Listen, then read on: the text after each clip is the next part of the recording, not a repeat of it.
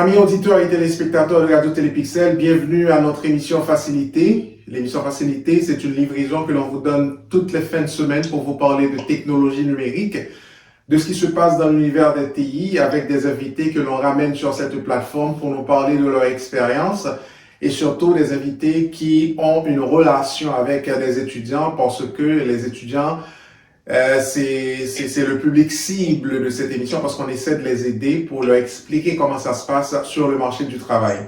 L'émission Facilité est réalisée par le groupe Facilité, produit par Tony Productions pour le compte de Radio Télépixel. La façon de nous joindre par téléphone, c'est 514-799-6087 et par courriel clément.calvaire@clémentcalvaire.com. Et mon nom, c'est Clément Calvaire, évidemment. Aujourd'hui, on a l'opportunité de parler à un invité qui a une expérience avec les étudiants. C'est un enseignant. Il enseigne dans plusieurs collèges et à l'université aussi. C'est un chargé de cours à l'université. C'est quelqu'un qui poursuit un doctorat en informatique cognitive à l'Université du Québec à Montréal. Son nom, c'est Patrick Pierre. C'est un plaisir pour nous, Patrick, de vous recevoir sur la plateforme de Facilité et pour parler à notre audience de votre expérience et aussi aiguiller les étudiants qui auront l'opportunité, évidemment, de nous suivre. Salut Patrick, comment ça va? Bonjour Clément, ça va bien, merci. Bonjour aux éditeurs et téléspectateurs de Facilité. Mon nom est Patrick Pierre et Clément, juste pour remercier de m'avoir invité. Et ça va bien, merci.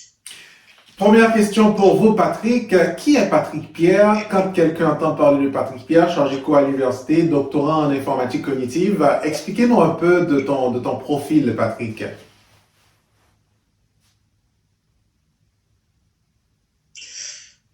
Qui suis-je?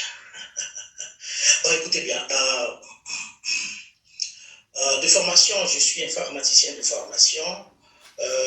J'ai travaillé comme étant enseignant en Haïti, que ce soit au niveau des universités, que ce soit au niveau des lycées, que ce soit au niveau je dirais, l'école hôtelière d'Haïti, où j'ai passé 10 ans.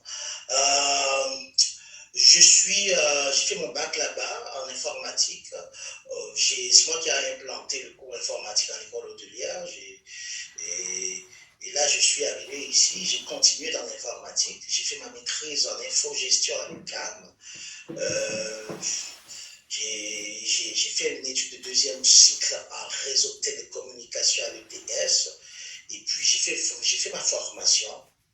J'ai fait ma formation d'enseignant à l'UDM. C'était une bonne formation. Et puis, présentement, j'enseigne un petit peu partout, dans les collèges privés ou au cégep.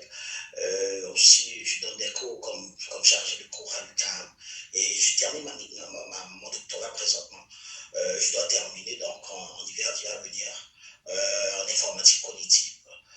Et en gros, c'est Patrick Pierre. J'ai eu aussi à faire pas mal d'expérience au niveau des entreprises comme étant technicien en informatique, comme étant analyste en informatique. Comme vous le savez, lorsqu'on a l'habitude de faire quelque chose, on a toujours tendance de retourner dans ce qu'on a l'habitude de faire. Donc, c'est ce qui m'avait pris. Et puis, c'est quelque chose que j'aime très fort et que j'ai l'habitude de faire. Et je pense bien continuer à donner mon apport, mon support aux jeunes. Et d'ailleurs, j'aime bien faire ça. Et jusqu'à présent, ça va. Et je vais continuer à le faire. Excellent, Patrick. Vous ramenez derrière vous une grande expérience en technologie. Patrick, puisque, comme j'ai dit tantôt, beaucoup d'années en technologie, expliquez-nous votre perception des technologies. Comment est-ce que vous concevez, vous percevez vous-même les technologies de l'information? C'est une bonne question. Comment est-ce que je perçois la technologie de l'information, les TI? Bref, écoutez bien, je vais faire une brève analogie pour essayer d'expliquer. Les technologies, pour moi, c'est comme l'humain. C'est comme l'humain et je vais m'expliquer. Vous voyez, l'humain est appelé à évoluer. Et que ce soit dans l'ancien temps, que ce soit de nos jours, on était des enfants, des bébés, enfants, jeunes, etc. Et maintenant, on va devenir des adultes, des vieux. Bref, on est appelé à évoluer et ceci à travers le temps. Moi, c'est la même chose pour moi, pour la technologie. appelés à évoluer. Les TI évoluent avec l'humain. D'ailleurs, les TI évoluent avec les demandes des humains. Et pour moi, les TI sont en pleine évolution. Les TI ne font qu'évoluer. Ce que nous devrions faire, c'est de nous adapter. Oui, certes, je comprends que dans l'évolution des TI, il pourrait y avoir de mauvaises utilisations. C'est ce qu'il faut éviter. Mais les TI, c'est l'évolution humaine et c'est un domaine d'ailleurs qui est transversal et ça veut dire que quel que l'on soit, que vous soyez médecin, que vous soyez avocat, que vous soyez ingénieur, vous avez besoin d'un logiciel pour calculer vos poutres. Vous allez avoir besoin de TI. Donc c'est un domaine transversal qui évolue et ceci à travers le temps et qu'on a besoin de s'adapter, de bien l'utiliser pour pouvoir assurer une meilleure évolution de la part, une meilleure évolution de nous autres. Donc les TI, je dirais, c'est en pleine évolution et ça va continuer. D'ailleurs, c'est pas sans raison. On a des grands acteurs qui sont en train de faire de grandes préparations, comme par exemple AWS pour les projets, pour le projet de l'espace, en train de mettre en place son réseau, son infrastructure de réseau, comme par exemple Tesla qui qui déjà a envoyé sa voiture pour pouvoir faire des tests, etc. etc. Donc, vous voyez, il y a des gens, il y a des acteurs qui sont déjà en train d'évaluer, de préparer 2036 pour que normalement notre évolution soit de pair avec les TI. Donc pour moi, les TI, c'est nous autres, ça évolue avec nous autres. D'ailleurs, je dirais, ça évolue un petit peu trop rapidement, mais ce que nous devrions faire, c'est de nous adapter pour pouvoir bien l'utiliser et profiter, pourquoi pas, au max de son évolution. Vous ne pouvez pas si bien dire, Patrick, en parlant de transversalité avec les TI. Voilà pourquoi aussi, puisque ça évolue, il faudrait qu'il y ait des cadres de gestion. On vient avec gouvernance des TI, on vient avec toute une série de structures qui permettent de gérer cette évolution, surtout au sein des organisations petites et moyennes et même grandes organisations, surtout grandes organisations. Patrick, je sais que vous avez une expérience en enseignement et présentement, l'enseignement se fait à distance pour la plupart des universités et cégep. Expliquez-nous un peu votre expérience en enseignement, surtout enseignement à distance dans tout le contexte de la COVID que nous vivons présentement.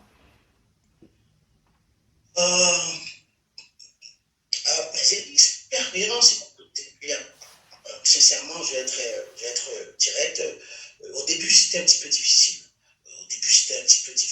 Parce que, écoutez bien, on n'est pas habitué à ce mode d'enseignement. Mais toujours c'est-il, nous autres, de par formation, on s'adapte.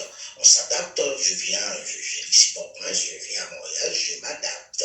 Je suis arrivé, j'ai fait mes universités en Haïti, je viens ici à Montréal, c'est toute une autre structure, je m'adapte. Donc c'est pareil. Au début, comme je viens de vous dire, c'était un petit peu difficile parce qu'on n'a pas l'habitude d'être à distance.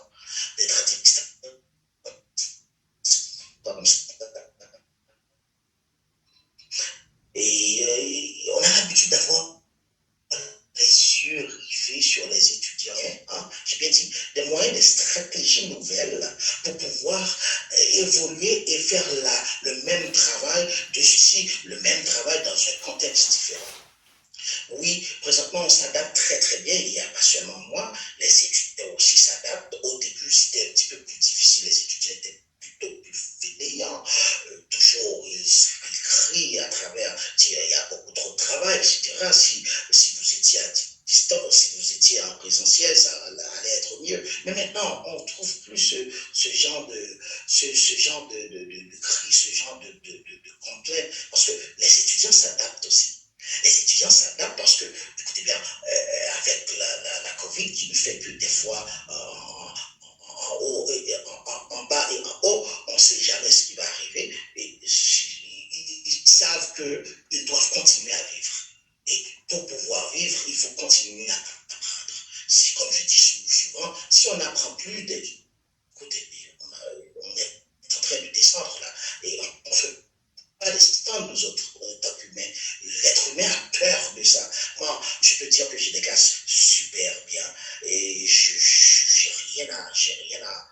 rien à dire. Et au contraire, tout simplement, j'aurais qu'à lever mon chapeau pour leur dire très bien.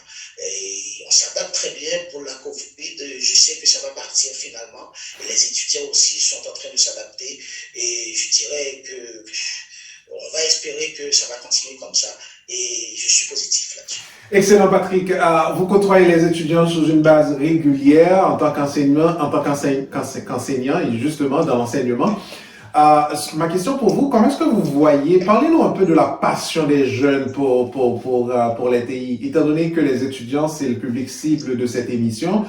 Comment est-ce que vous voyez que les jeunes étudiants en TI, vous évoluez dans le domaine des TI, comme j'ai dit tantôt, comment vous voyez ça, leur approche par rapport aux nouvelles technologies et leur passion pour ça? Moi, je peux vous dire qu'il y en a des passionnés. Il y en a qui voient ça de l'œil très positif. Moi, bon, écoutez bien, à partir de mes expériences, je suis convaincu, je suis très, très convaincu que les générations à venir vont très bien évoluer en programmation. Pourquoi? Parce que les jeunes de nos jours croient dans ce qu'on appelle l'évolution. Les jeunes croient dans ce qu'on appelle AI. Les jeunes croient dans ce qu'on appelle les jeux. Et ces jeunes-là savent que ces jeux-là sont produits à travers la programmation. Ces jeunes-là croient que lorsqu'on va parler de l'intelligence artificielle, ça se produit à travers de la programmation. Et ces jeunes-là aussi, ce sont des jeunes qui sont pro-cloud. Hein? J'ai bien dit pro-cloud. Hein? Ils parlent toujours de cloud computing. Ils parlent toujours de nouvelles façons de stocker des trucs qui est différent de ma génération. Donc ça veut dire qu'ils croient aussi dans de nouvelles façons de faire des structures. Donc je n'ai pas peur pour des jeunes qui s'en vont et qui vont être très très bons au niveau de la réseautique, au niveau de l'infrastructure de nos jours, hein, qui seront très très bons au niveau de la programmation. Oui, je vois ça de bon œil et ils sont très motivés et pourquoi pas, ils veulent faire des trucs, mais ils sont un petit peu trop rapides, ils doivent tout simplement se donner un petit peu de temps pour pouvoir mieux et très bien embrasser la technologie. Parce que ce qui se passe dans la technologie, c'est que à force de tellement vouloir le faire, des fois on embrasse trop. Et puis des fois aussi, on fait de mauvaises utilisations. C'est ça le danger. Donc c'est pour ça que je leur demande toujours de prendre un petit peu de temps, de comprendre, de savoir les dangers qui existent. Oui, attention, il y a des dangers qui existent. Il faudrait bien comprendre que c'est pas toujours vert ce qu'on voit, c'est pas toujours blanc, ça peut tourner. Vous comprenez? Vous venez d'utiliser votre ordinateur. Vous êtes au cégep, ou du moins vous êtes dans un environnement, dans un café, je ne sais pas. Écoutez bien, vous allez c'est comme au travail, c'est comme au boulot.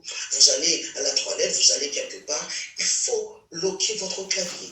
Il faut demander un mot de passe. Si vous ne connaissez pas la personne, vous ne pouvez pas le laisser utiliser votre ordinateur comme bon lui semble. Oui, c'est de conscientiser ces jeunes pour qu'ils puissent comprendre qu'à l'arrière, certaines fois, il pourrait y avoir des problèmes. Et il y a de bonnes et de bonnes façons de faire. Et il faut choisir la meilleure façon de faire. Et de là étant, automatiquement qu'on est conscientisé.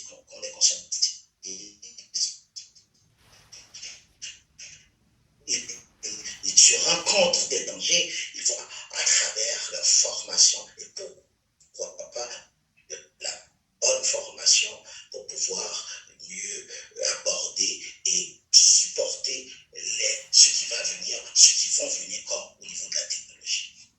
Excellent. Patrick, je peux voir un peu un peu de passion dans la façon dont vous répondez à cette question. J'imagine aussi que les étudiants sont une source d'inspiration pour vous par rapport à ce que vous faites comme enseignant. En fait, ce qui me conduit à cette question, expliquez-nous un peu votre passion, ou du moins, qu'est-ce qui vous a intéressé à faire une carrière en enseignement?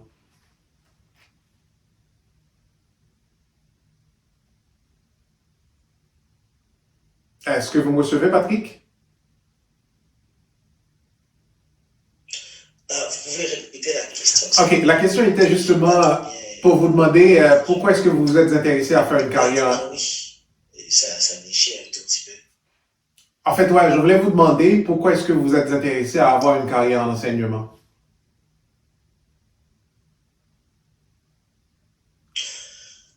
Je suis intéressé à avoir une carrière en enseignement. Ben, écoutez bien, d'abord, la communication, c'est quelque chose que j'aime. Communiquer avec les gens, parler avec les gens. D'ailleurs, d'abord, au prime abord, enseigner, c'est communiquer. Et c'est quelque chose que j'aime et je le fais toujours.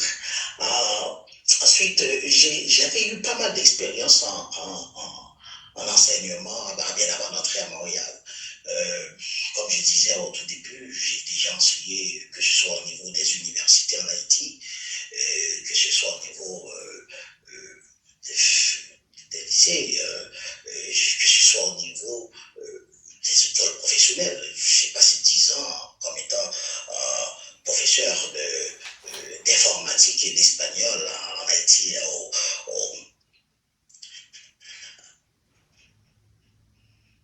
l'école hôtelière d'Haïti, je m'excuse. Donc, je peux dire que j'ai une certaine passion en réalité pour l'enseignement. D'abord parce que c'est quelque chose que j'aime communiquer. Et puis, je vois une certaine, je vois un plaisir. Je vois un plaisir à transmettre quelque chose, à expliquer pour que la personne puisse comprendre. Et je vois un plaisir de préparer, c'est comme la cuisine. Je vois un plaisir de préparer la nourriture pour que les gens puissent consommer plus tard. Hein? C'est un plaisir, c'est tout un c'est pareil pour l'enseignement. Je trouve un plaisir à préparer les jeunes pour que demain, et que ces jeunes soient bien préparés pour pouvoir servir la société. Et j'ai eu 2 ou 3 étudiants l'année dernière qui m'ont écrit la dernière fois pour me dire, Monsieur Pierre, écoutez bien, et je vous dis merci. Je dis, mais pourquoi? Je dis merci parce que tout ce que vous avez dit, on les rencontre de nos jours. Écoutez bien, le cours de TI que vous avez fait, la gestion de TI, c'était un cours dit,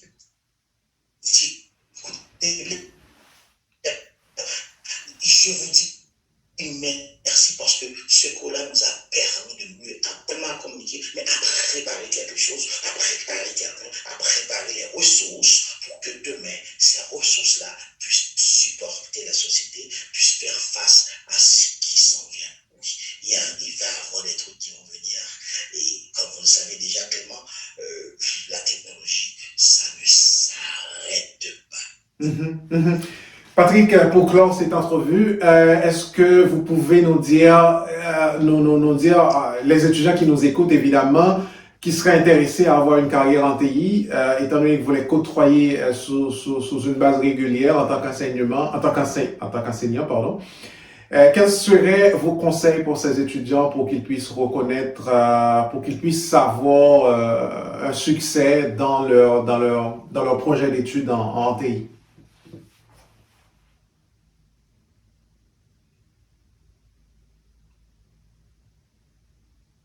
Patrick, est-ce que vous nous recevez? Je vous ai perdu à un certain moment. OK, je reprends la question, Patrick. La question s'est perdue. OK, la question, c'est juste pour clore, parce que j'ai vu qu'on a des difficultés à se communiquer à cause des coupures. Je vous demanderais quels seraient vos conseils pour les étudiants qui nous écoutent et qui seraient intéressés à avoir une carrière en TI et puis qui entament des études présentement. Quels seraient vos conseils pour ces étudiants-là? Merci. C'est une bonne question. Mais écoutez bien, moi, ce que je conseille aux étudiants est toujours, c'est d'aller vers ce qui peut bien évidemment, ou ce qui sont en train de développer. Qu'est-ce qui est en train, là, présentement, vous voyez, dans les collèges, il y a beaucoup de discussions qui se font au niveau de l'intelligence artificielle. Ils essaient de mettre ces cours-là présentement. Et automatiquement, quand on voit l'intelligence artificielle, on voit la robotique, on voit la programmation, on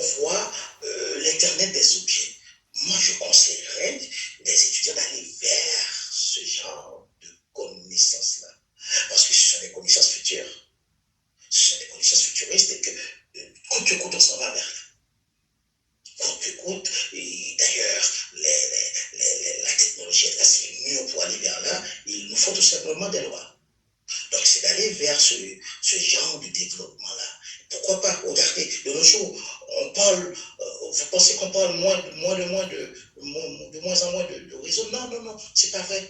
Au contraire, la réseautique prend une autre dimension avec le cloud computing. La réseautique prend une autre dimension avec des postes compétents architectes de cloud. Il y a plusieurs d'autres postes qui sont en train d'ouvrir. Oui, c'est d'aller vers ce genre de technologie. Ce sont des technologies qui sont en pleine ascension, qui évoluent, et c'est d'aller vers ce genre de technologie-là. Et les cégeps, les collèges sont en train de mettre le paquet pour pouvoir répondre à ces demandes-là.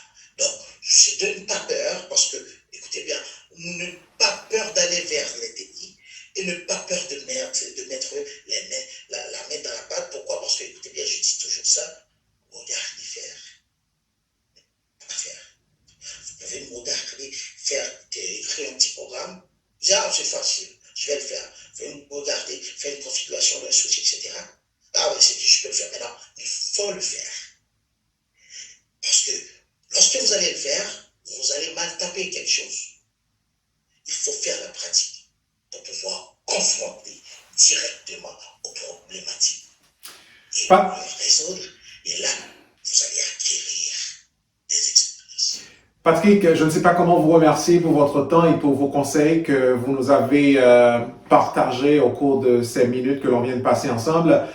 Merci Patrick, ça a été un plaisir pour nous de vous recevoir sur cette plateforme. Ça va pas être la dernière parce qu'on a des projets sur lesquels on travaille pour nos amis téléspectateurs de Radio Télépixel. Merci Patrick et bonne fin de semaine.